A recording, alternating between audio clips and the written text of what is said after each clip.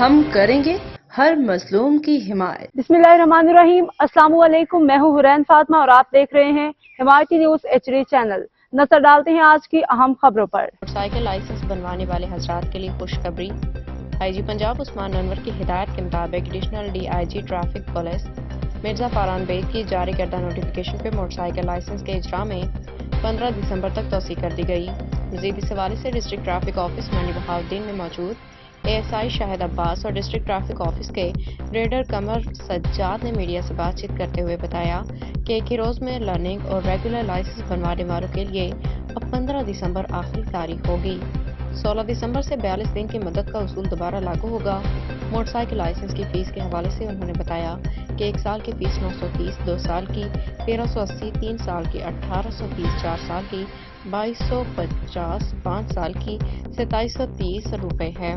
Motor cycle کا licence حاصل کرنے والے حضرات بغیر کسی پریشانی اور کسی سفارش کے اس سہولت سے فائدہ اٹھائیں۔ اب تک کے لیے اتنا ہی۔ مزید خبروں اور اپڈیٹ سے باخبر رہنے کے لیے دیکھتے رہیں حمایتی نیوز HD چینل۔